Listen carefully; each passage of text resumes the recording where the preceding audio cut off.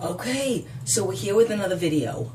We might have a guest appearance for my son because this is right around the time that he wakes up. I haven't woken him up yet, but I've had this idea about doing this video for a while, and it actually came up at a couple different areas of my life, and I thought it was phenomenal. So I first want to say, and this totally has nothing to do with the theme of the video, one of my clients made a comment about how she was going to look into different affirmations, and it kind of just sparked so I can explain to everybody, for those of you that are either new to my channel or for those that maybe haven't watched a video. Like, I talk about affirmations all the time, but you know, maybe I wasn't specific as to what an affirmation is supposed to mean to you. It's different to everybody. An affirmation is something that you say about you. So if and literally I say it has to be done every day. Not a day should pass. Set reminders in your phone, and every day wake up, and don't tell me you don't have time for affirmations. You're brushing your teeth. If you don't want to physically say it out loud, then just think it. So you're brushing your teeth and you're like, oh my God, my hair totally looks awesome today. Oh my God, my eyebrows are super lined up today. And then you always want to have a couple in there. I say three in the morning, 3 at night. Start your day out on a positive note and then end your day on a positive note. So one of them has to be something that you want to believe. I'm not emotionally connected to food. I will, and it has to be something that in the back of your mind you're really determined to try to believe. So one of my affirmations was, I am not stupid. And I will tell you this, and I've said it took 7 years of me saying that every single day for me to really truly believe it, and still to this day it pops in there. Still, like, creeping in there more often than I want to admit. Like, I'll be in the middle of saying something or doing something or whatnot, and then all of a sudden it'll just pop into my head. I might not say, oh my God, Jen, you're so stupid, but I'll react in a way to something that might have been the reaction that I had when I was younger, and I thought that I was too stupid to do something. So your affirmations need to be something about you. Like the last video that I did about you are not a statistic. You know, statistics say that I should not physically feel and look the way that I do due to all my ailments and issues and diseases and everything that I have. Statistics say that I should not have survived what I went through as a kid, that I should be an alcoholic, I should be a drug addict, I should be whatever. There should be so many different things that I should be according to statistics, but I refuse to allow that because and literally, I tell everybody, The 4 Agreements is a book that I swear by, but Awaken the Giant Within is a book that is beyond powerful to me. There are so many quotes in there that are incredible. Yes, The 4 Agreements is super simple. So you should just go read that. That's a super simple book. Awaken the Giant Within, I have an audio on my phone, an Audible app or whatever, and I downloaded the book. And I'm listening, and his voice is very powerful also. So I think that that is such an incredible book when it comes to the message that it's trying to deliver. That if you link enough pain and enough pleasure to something, you will, if you absolutely say, I am determined to do this, that nothing will stop you. It doesn't matter how long it takes. I am determined to be confident, to feel, not cocky, but to feel good about this, feel good about that, to not be this, to not be that, and I will not stop until I get there.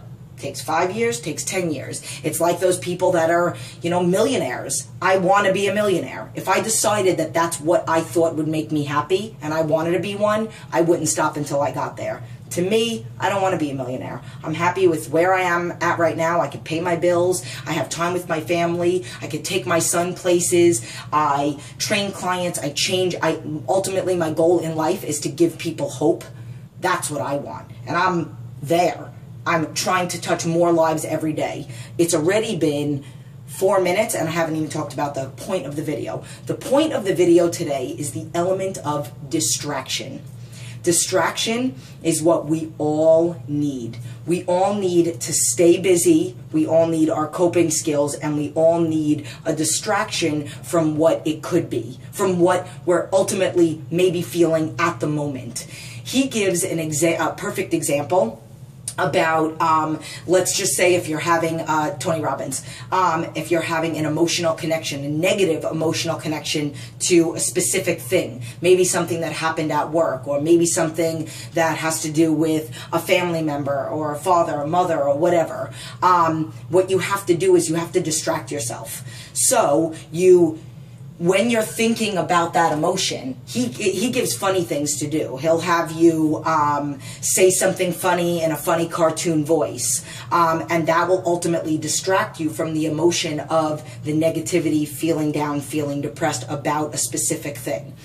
I'm using it in every aspect. So what I'm doing is I'm knowing ahead of time and setting up my coping skills. When I first got out of the hospital, one of my coping skills was I knew that I needed to distract myself. I needed to eat and go. So I needed to eat and then go right into session with clients so I couldn't obsess about what I had just eaten. I needed to eat sitting in front of my mom's house before I went in to distract myself in 2 different environments so I wouldn't then go continue to eat and keep going. At night is every single person, even including me. That is ultimately when we are the most comfortable, and it's not, I crave this, I want this, whatever. Take it back to cave days. There was never a caveman that said, oh my God, I'm totally feeling like I need to have something sugary. No, you just don't crave those things because they didn't even know about those things. And because food is fuel, and that's what it's supposed to be. So I say, and this is super deep, I say to people that cravings are emotional cravings. You are not craving sugar at night. Most of the time it's a habit. I grew up with an Italian family. Oh, you don't feel good? Here, eat. Oh, you don't feel good? Here, have this. It's like we just mask it with food. So that's just what I grew up with. So I had to distract myself. I had to teach myself different coping things. And I still, to this day, we're talking about, I'm 37 years old. 23 was when I had a nervous breakdown. 21, from 21 to 23, I was going through some major drama. From 19 to 21, I was sick every single day, and they still hadn't diagnosed me with Crohn's disease. So, literally, all this time, and I still feel those things. I still have to distract myself at night. I still have to come up with a game plan. On Sundays, when we have nothing planned, we have lots of things planned. I have game plans in my head. The element of distraction with kids. So, I love C.K. Lewis. He is absolutely hysterical. I don't know why I'm really even bringing this up, but he did a stand-up called Hilarious, and he talks about how, it doesn't make any sense how we're doing the things that we're doing to our kids, and we're all mad at our kids for being loud and this, and what do? We either hit them, which... No, we either hit them or we, give them video games and whatnot. And I'm not judging anybody that does any one of those things. Gives their kids, I'm not, you already know how I feel about McDonald's. My son doesn't play video games, and he will never play video games. He will never own a video game. I will never have that in my house. Because to me, just like I don't waste my life watching TV, my son is going to be active, and when he's not, he could chill and watch TV. I'm not going to be one of those parents.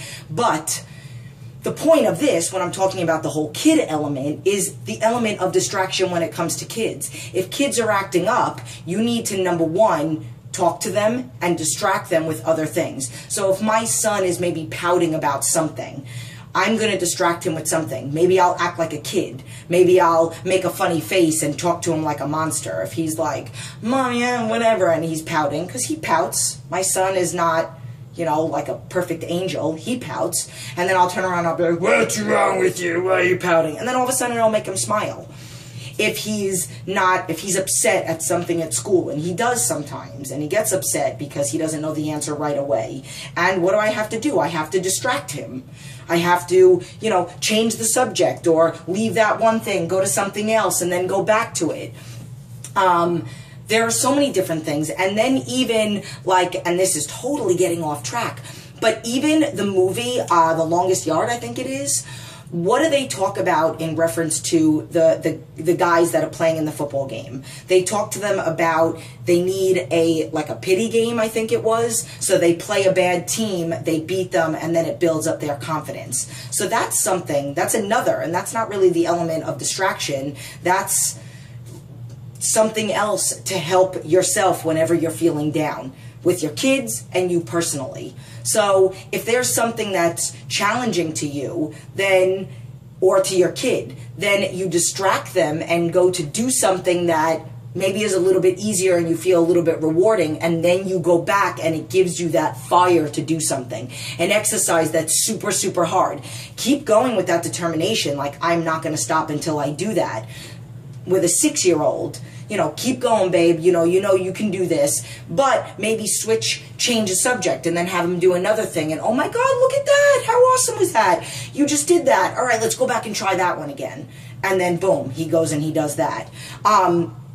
The same thing with you. So you are struggling with something. Go and do something that you know you're feeling comfortable with, and then go back and tackle that hard thing. Another thing that I do with my son, for a little while, I was picking up my son, and almost every time I was picking him up, he always had a little pouty face, and he would open up the door, and his teacher is like, I don't understand. Like, I know you're always saying, what's it with the pouty face every time I pick you up? But he is like the happiest kid in class. So the first thing he always said to me whenever he got out of school, for like maybe 3 days before I decided to make this new rule, is I said, dude, what's the matter? What's going on with you? And then he would tell me about the bad things in his day. And then I would try to distract him and have him think about the good things. So then what we did was we made a rule. And I said, okay, here's the deal, babe. You are allowed to tell me about the bad things that happen in the day, but you have to tell me about the good things first. The difference between the 2 days, and this is the element of distraction, the difference between those 2 days, the 3 days prior, and then once I made the rule, he had like 10 things that he told me about that were bad. I'm exaggerating. Maybe like 4 or 5 things that he told me. That's still an exaggeration. But then literally when I switched it, the next day I said, hey, I need you to smile. All right, tell me 3 good things that happened today. And then it's almost like 3 positive affirmations. Then he would tell me the 3 things that were positive. Sometimes he would have a hard time, and I would have him tell me maybe what he learned or something new, or did the teacher say anything to you today? Then I would say, okay, go ahead and tell me. And maybe it was 1 bad thing.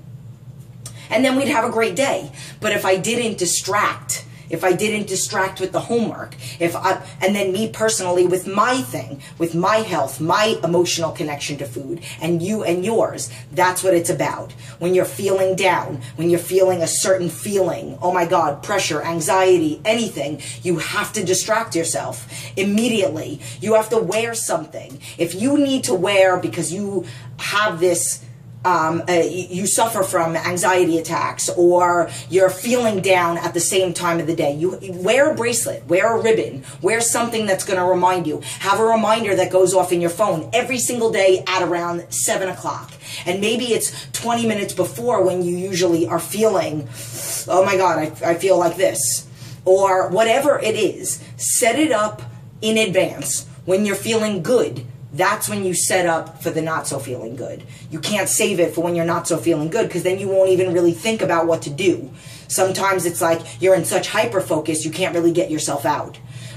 So it's about setting yourself up for success for the distraction. I did a video about a client that has a family members that aren't supportive at all of her journey. Literally, I labeled the video, you are your own coach, but it's the same thing. The element of distraction.